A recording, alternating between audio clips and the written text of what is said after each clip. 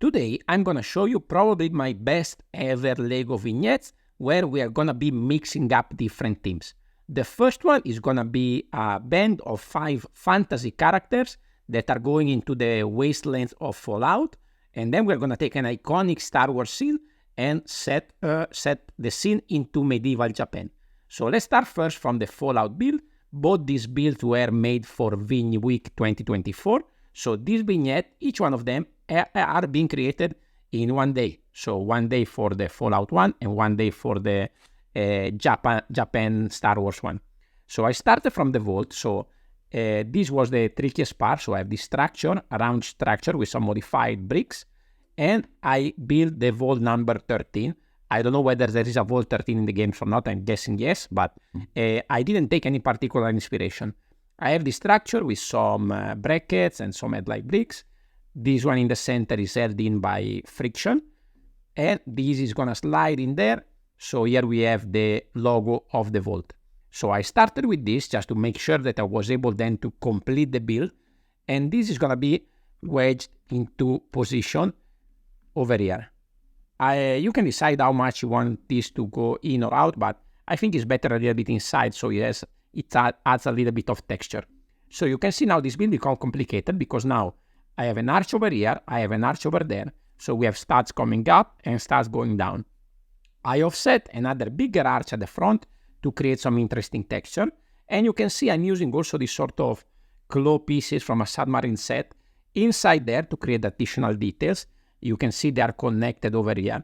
Everything is still a little bit fragile because, of course, I had only a few hours, only one day to build this. So, of course, not everything is perfectly connected. But we need to make it look like everything is properly done.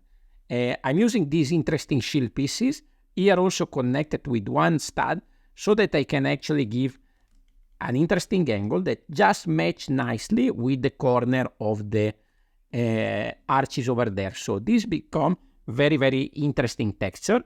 Then I build up on both directions. I added some broken up pieces here on top with some corner tiles and also some slopes to create some additional cracks into the build. Now you can see I already added a bit of rock work there at the top, but now we're going to complete and do the same on the side. So on this side, I'm going to have the around the edge. So imagine that this is an entrance of the vault that goes down. Over here on the side, very easy, we're going to add some medium nougat and dark tan slopes and another one here at the front. Everything aligned perfectly over here. So we give this nice natural look. And then I have a bigger structure that goes all the way to the other side, again with modified bricks that are going to connect here at the bottom and then sliding. So you can see now the base is fairly big, fairly solid, so it stands up fairly well. Of course, this could have been made much more solid with a little bit more internal structure, making sure that these two parts are connected properly so there is no movement.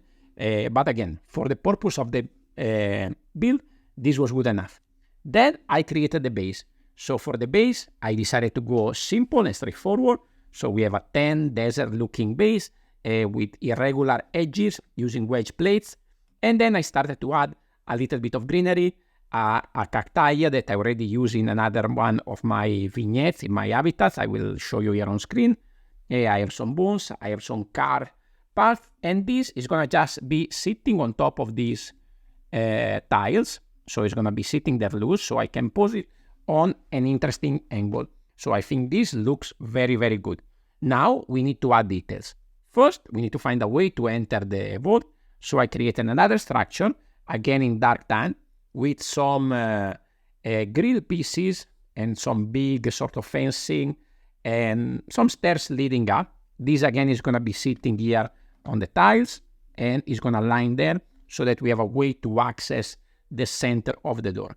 Now, another details that we can add, like I did many other times, we can add this air piece as a rock, and I also going to add another piece of a car over there with the Ecto 1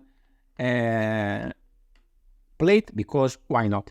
Now, let's start to add the character. So this is still Fallout. Now we need to make it look like we have some fantasy character accessing the vault. So how would fantasy character would look like in this world. So the first one I built was a dwarf. So I'm gonna add a small leg. So for the dwarf, I went, of course, with a bearded look, with a big hammer and short legs. So he is gonna be in this position, setting one foot on top of the crate, and I think it's okay. But it could be still a character that works in every way. Another one that I decided to do is the wizard. So for the wizard, of course, I had to add a pointy head. The color scheme still follow kind of the vibe, but it's gonna have a wand and it's gonna use some sort of magic to try to open this wall. Again, it might still fit into the theme somehow. What else can I do to make them look more fantasy? Well, I decided to add a elf. So this actually is not a elf, but it's from a Harry Potter character. But I give a different torso. I give some arrows and a bow. And of course, here, now with a different color scheme and the pointy ears, now we already start to look like we have some fantasy character. But what made actually the scene are the fairies. So I built two fairies. One is this one that is actually Storm, the Marvel X-Men Storm, with some fairy wings. Very easy, very simple. Plus this fairly new curved piece that is very helpful to pose the minifigure. She's going to be connected here over there with this big structure over here, the chain going down. We can even add some other additional parts over here. And I think this is very interesting. Of course, we can give her a nice and dynamic pose. But this is not enough. I wanted to add one more. So this is the one that I created. This is actually from Jasmine. Again, I built a very beautiful minifigure habitat for the Jasmine minifigure. I put something like a bandana in front of the mouth, another fairy wings, and a very nice lavender hairpiece to make it look more fairy kind of look. I'm going to just remove a piece over here because this is going to connect over here straight into the wall with the same kind of transparent piece, connect to the wall, and now the scene is completed. Now, of course, these two fairies make it look much more fantasy than how it was before that.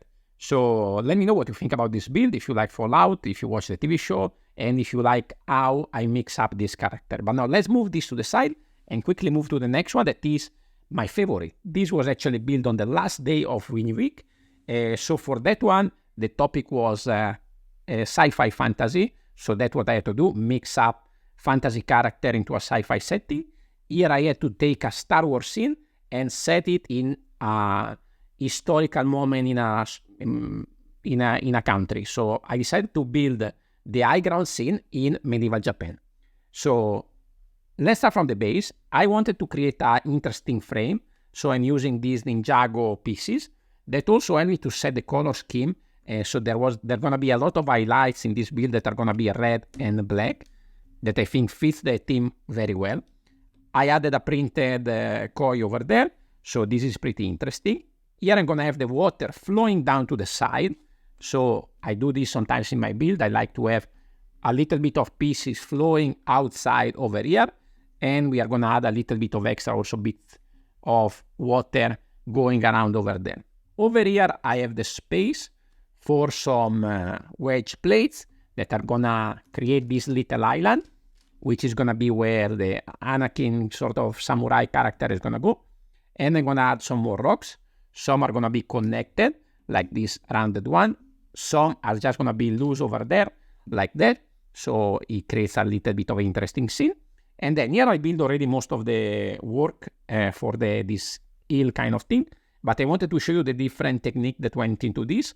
Of course, I have some regular wedge plates and plates to go up straight like this. We are also building sideways. So I have some of the slopes going sideways on this way. And we also have slopes going up. But I try to alternate also with some jumpers. So you can see over here, for example, this is a regular one. This one is going to sit on a jumper, so it's just going to come off slightly. Now I'm going to have an awkward gap there that I need to fill up with a tile, like that. So that's done. And then I'm going to go forward one more studs, like this. So now we can see with these three dark green, we have a very slight change of inclination and also we're going up and down one stud. So I think with this, it creates a scene very, very interesting. Then at the back here, I'm going to create a torii gate. So here is the base of the structure. I have a printed tile from Ninjago there. I don't know exactly what it says, but I think it works well in the scene. The distance between these two is a little bit wider than what it's supposed to be, so that I can have a little bit of inclination into this build. You can see that they're going a little bit in this direction. And also here at the front, at the top, I'm going to add these two, only connected with one stud, so that I can also tilt them a little bit and give an even bigger inclination. On top, to cover that, I'm going to use this sort of mudguard car kind of piece. I don't know exactly what it is, but it has a very interesting pointy detail on the side that worked very well for the top of this torii gate. Over here, I'm going to add a bridge. So I use, again, two red mudguard from a Species Champion that I recently parted out, tile it up in the middle, add some interesting slope. This is going to just slide in there, like that, and create, again, accent color, red and black, over here and over there. Works very nice, in my opinion. Over here, I have a space to add a lantern. Very simple, straightforward build. You can find some of these done maybe slightly different ways in LEGO sets as well. And then I'm going to add a tree over here to fill up this side of the mock. So this is the structure that I created. I have this tree coming off diagonally with different arches and slopes. Very, very interesting, a little bit 2D kind of shape. Then I have the green with all these pink details. I'm not using the frogs from the bonsai, but just regular plant pieces. This is going to connect over there with this jumper. So this is going to come off to the side. It's not, again, properly connected. I probably would have need to add some more studs to make sure the tree is nice and solid. But again, I was rushing the building only one day. And then on top here, one piece fell off. I don't know exactly from which part, but let's just put it anyhow there. I'm using also this, there we go. Of course, sorry about that. This is going to connect over here on top. And then we are going to have this one connected in this way. I think this one's supposed to be connected in a different way. Just give me a second. And this is going to be over here. It's not the perfect inclination, but later I will show you the final picture so you can see how it was all set up. The lantern back here. And I'm also going to add another kind of branch coming off as the root of the tree. This is going to connect underneath over there. A little bit of inclination when you look at this from the front. There you have this coming out on the side. Very, very interesting. And I also have a few pieces of flowers falling down into the river like that. Now, the only thing missing over here is, of course, the minifigure. So I created a sort of Anakin with a red katana. For the legs, I'm using these slopes and inverted slopes to make it look like this big kind of skirt pants kind of thing that works very well for samurai. Actually, the face is from Darth Vader. You can see a little bit of the scars over there. He's going to be sitting over here. Okay. And then I created a white character that is supposed to be the Obi-Wan of the situation. I have this very cool samurai-looking hairpiece. Again, I use the slopes. I could have completed on this side, but from the main point of view, it's not going to be seen.